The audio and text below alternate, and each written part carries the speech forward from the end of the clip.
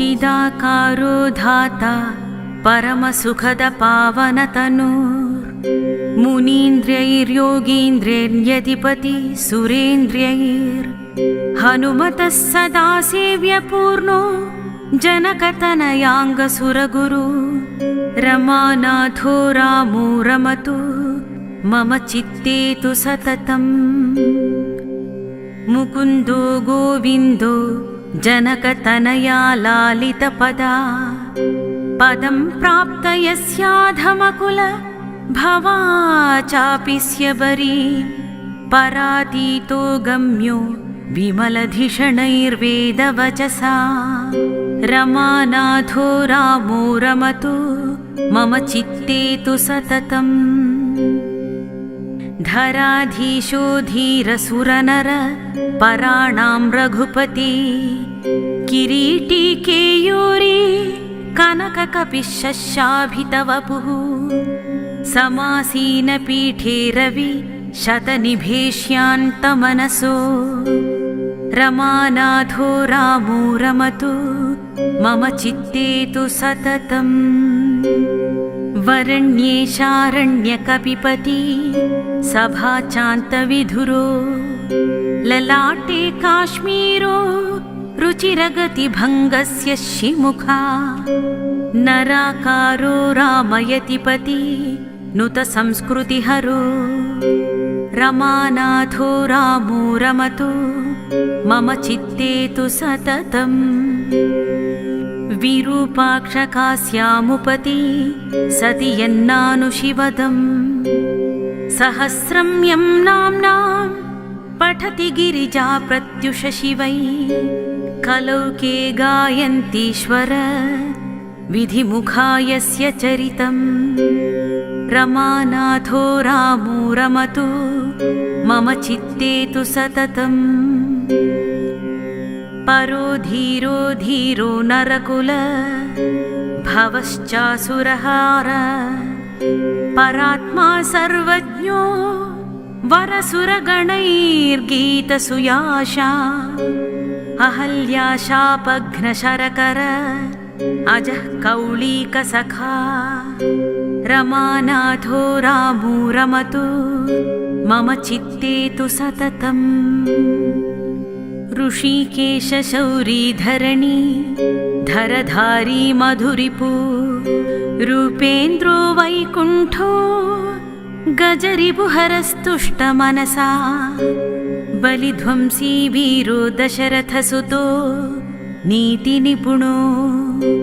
रमानाथो रामो रमतु मम चित्ते तु सततम् कविसौमित्रीड्यकपट मृगघाति वनचरो रणश्याघीदान्तो धरणीभरहर्तासुरनुत अमानीमानज्ञो निखिल जनपूज्यो हृदिशयो रमानाथो रामो रमतु मम चित्ते तु सततम् इदं रामस्तोत्रं परममरदासेन रचितम् उषःकाले भक्त्यादि पठति यो भावसहितं मनुष्यस्य क्षिप्रं जनिमृतिभयं तापजनकं परित्यज श्रेष्ठं रघुपतिपदं याति शिवदम्।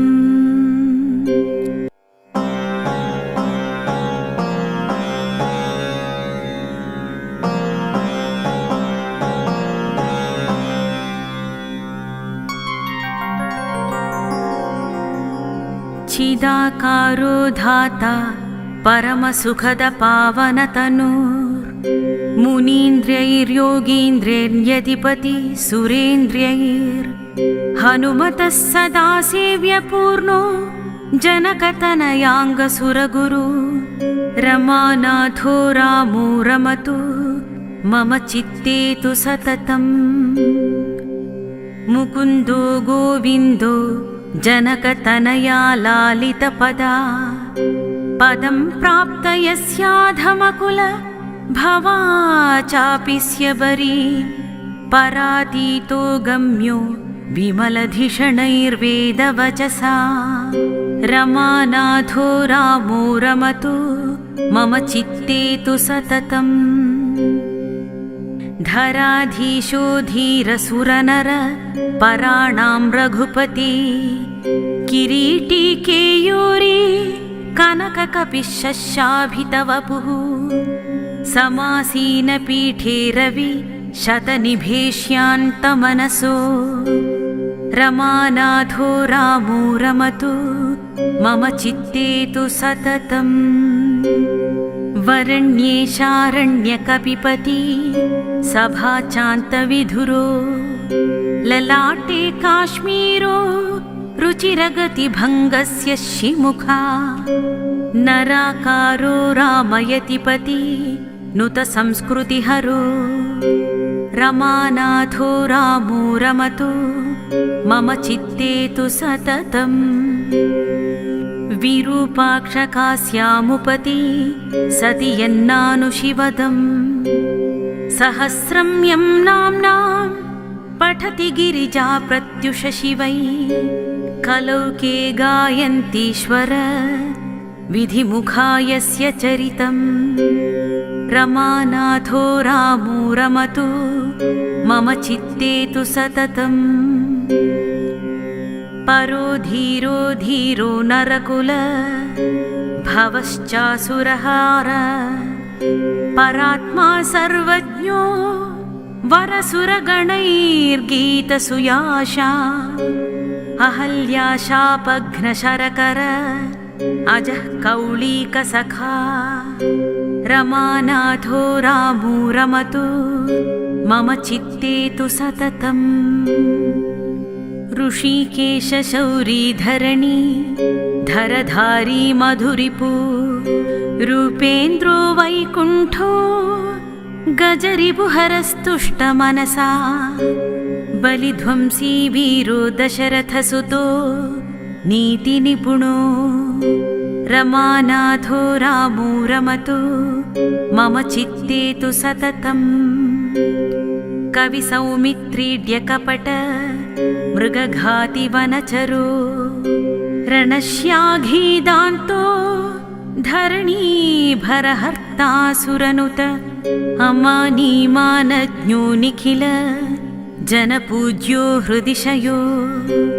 रमानाथो रामो रमतु मम चित्ते तु सततम् इदं रामस्तोत्रं परममरदासेन रचितम् उषःकाले भक्त्यादि पठति यो भावसहितं मनुष्यस्य क्षिप्रं जनिमृतिभयं तापजनकं परित्यज श्रेष्ठं रघुपतिपदं याति शिवदम्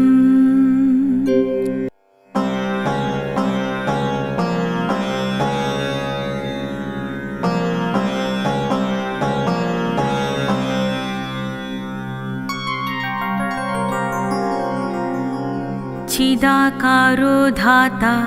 परमसुखदपावनतनुर् मुनीन्द्रैर्योगीन्द्रैर्यधिपति सुरेन्द्रैर्हनुमतः सदा सेव्यपूर्णो जनकतनयाङ्गसुरगुरु रमानाथो रामो रमतु मम चित्ते तु सततम् मुकुन्दो गोविन्दो जनकतनया लालितपदा पदं प्राप्त यस्याधमकुल भवा चापि स्यबरी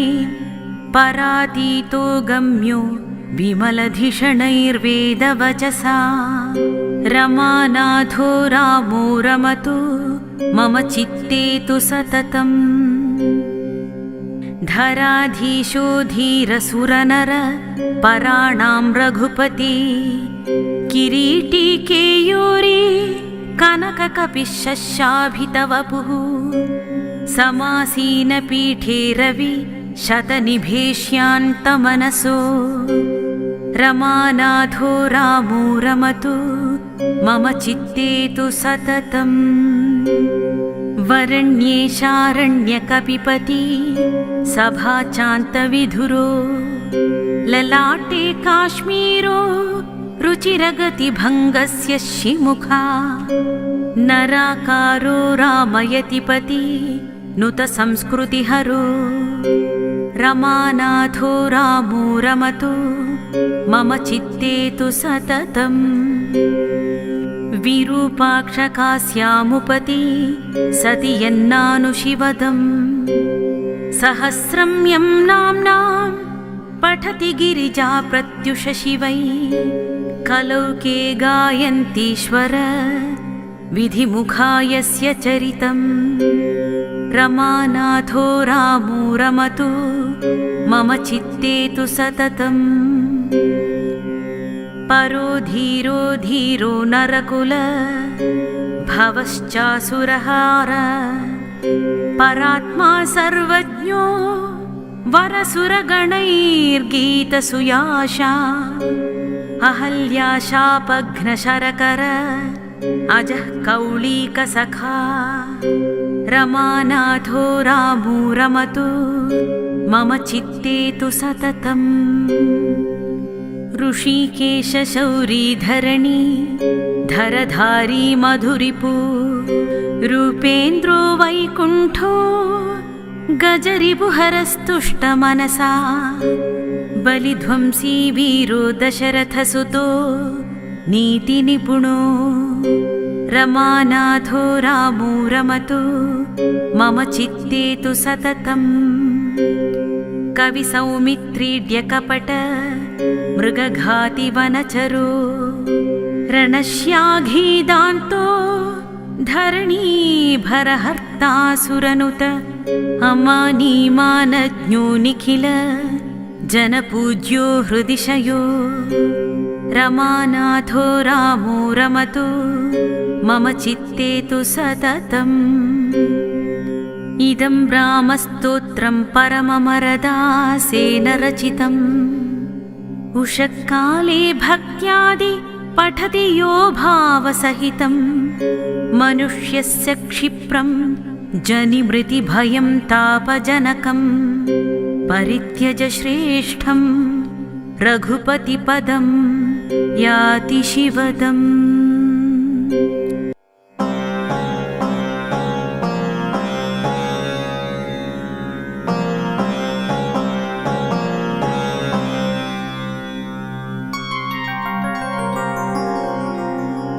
चिदाकारो धाता परमसुखदपावनतनूर् मुनीन्द्रैर्योगीन्द्रैर्यधिपति सुरेन्द्रैर्हनुमतः सदा सेव्यपूर्णो जनकतनयाङ्गसुरगुरु रमानाथो रामो रमतु मम चित्ते तु सततम् मुकुन्दो गोविन्दो जनकतनया लालितपदा पदं प्राप्त यस्याधमकुल भवा चापि स्यबरी परातीतो गम्यो विमलधिषणैर्वेदवचसा रमानाथो रामो रमतु मम चित्ते तु सततम् धराधीशो धीरसुरनर पराणां रघुपति किरीटी केयूरी कनककपिशशाभितवपुः समासीनपीठे रवि शतनिभेष्यान्तमनसो रमानाथो रामो रमतु मम चित्ते तु सततम् वरण्येशारण्यकपिपति सभाचान्तविधुरो ललाटे काश्मीरो रुचिरगतिभङ्गस्य शिमुखा नराकारो रामयतिपति नुत संस्कृतिहरो रमानाथो रामो रमतु मम चित्ते तु सततम् विरूपाक्षकास्यामुपति सति यन्नानुशिवदम् सहस्रं यं नाम्नां पठति गिरिजा प्रत्युष शिवै कलौके गायन्तीश्वर विधिमुखायस्य चरितं रमानाथो रामो रमतु मम चित्ते तु सततम् परो धीरो धीरो नरकुल भवश्चासुरहार परात्मा सर्वज्ञो वरसुरगणैर्गीतसुयाशा अहल्याशापघ्नशरकर अजः कौलीकसखा रमानाथो रामो रमतु मम चित्ते तु सततम् ऋषिकेशशौरीधरणी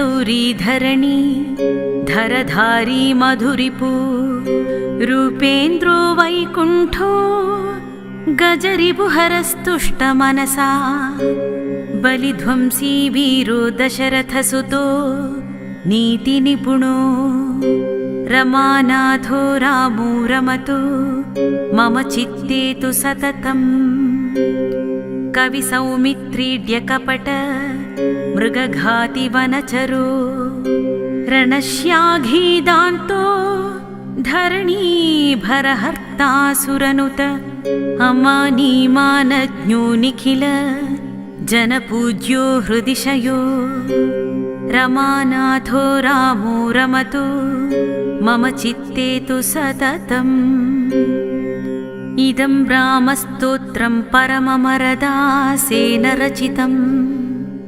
उषःकाले भक्त्यादि पठति यो भावसहितं मनुष्यस्य क्षिप्रं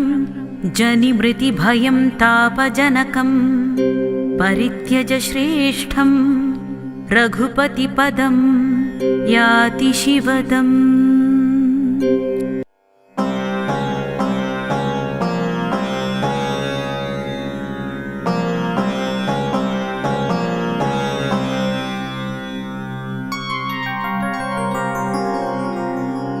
चिदाकारो धाता परमसुखदपावनतनूर् मुनीन्द्रैर्योगीन्द्रैर्यधिपति सुरेन्द्रैर् हनुमतः सदा सेव्यपूर्णो जनकतनयाङ्गसुरगुरु रमानाथो रामो रमतु मम चित्ते तु सततम् मुकुन्दो गोविन्दो जनकतनया लालितपदा पदं प्राप्त यस्याधमकुल भवा चापि स्यबरी परातीतो गम्यो विमलधिषणैर्वेदवचसा रमानाथो रामो रमतु मम चित्ते तु सततम् धराधीशो धीरसुरनर पराणां रघुपति किरीटी केयूरी कनककपिशशाभितवपुः समासीनपीठे रवि शतनिभेष्यान्तमनसो रमानाथो रामो रमतु मम चित्ते तु सततम् वरण्ये शारण्यकपिपति सभाचान्तविधुरो ललाटे काश्मीरो रुचिरगतिभङ्गस्य शिमुखा नराकारो रामयतिपति नुत संस्कृतिहरो रमानाथो रामो रमतु मम चित्ते तु सततम् विरूपाक्षकास्यामुपति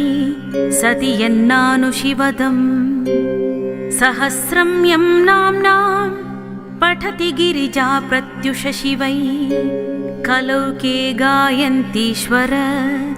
विधिमुखायस्य चरितं रमानाथो रामो रमतु मम चित्ते तु सततम् परो धीरो धीरो नरकुल भवश्चासुरहार परात्मा सर्वज्ञो वरसुरगणैर्गीतसुयाशा अहल्याशापघ्नशरकर अजः कौलीकसखा रमानाथो रामो रमतु मम चित्ते तु सततम् ऋषिकेशशौरीधरणी धरधारी मधुरिपु रूपेन्द्रो वैकुण्ठो गजरिपुहरस्तुष्टमनसा बलिध्वंसी वीरो दशरथसुतो नीतिनिपुणो रमानाथो रामो रमतु मम चित्ते तु सततम् कविसौमित्रीड्यकपट मृगघातिवनचरो रणश्याघीदान्तो धरणीभरहर्तासुरनुत अमानीमानज्ञो निखिल जनपूज्यो हृदिशयो रमानाथो रामो रमतु मम चित्ते तु सततम् इदं रामस्तोत्रं परममरदासेन रचितम् उषःकाले भक्त्यादि पठति यो भावसहितं मनुष्यस्य क्षिप्रं जनिमृतिभयं तापजनकं परित्यज श्रेष्ठं रघुपतिपदं याति शिवदम् इति श्रीरामचन्द्राष्टकं सम्पूर्णम्।